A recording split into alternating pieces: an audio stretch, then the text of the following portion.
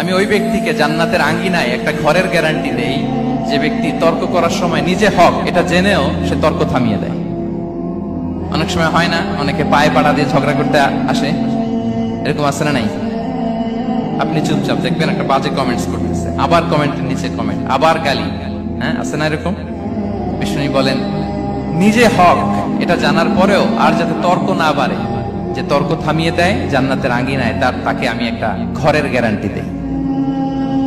ওয়াবিবাইতিন ফি ওয়াসাতিল জান্নাতি লিমান তারাকাল কাযিবা ওয়া ইন কানা মাযিহান।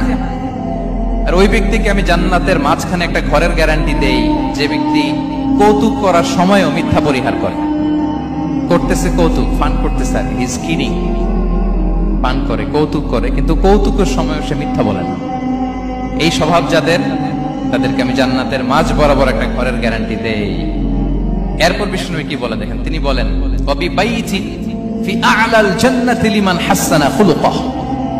আর জান্নাতের একেবারে হাইস্ট পিক অফ প্যারাডাইস, জান্নাতের সর্বোচ্চ স্তরে আমি একটা ঘর বা একটা বাসভবনের গ্যারান্টি ওই ব্যক্তিকে দেই যে তার আচরণটা সুন্দর করেছে,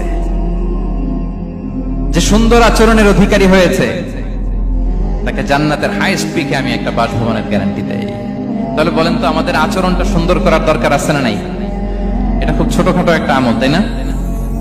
কথা বলেন দক্ষিণ কোরিয়া প্রবাসী ভাইরা, আওয়াজ করে বলেন এটা কি ছোট আমল?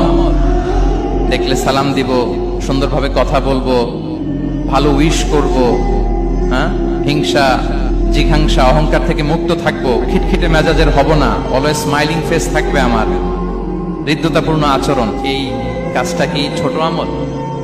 আওয়াজ করে বলেন এই আমলটা কি ছোট না বড়?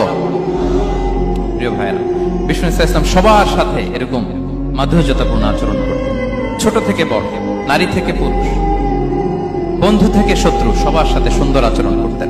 এবং তার এই চমৎকার আচরণে মুগ্ধ হয়ে তার অনেক শত্রু মুহূর্তে তার বন্ধুতে পরিণত হয়েছে।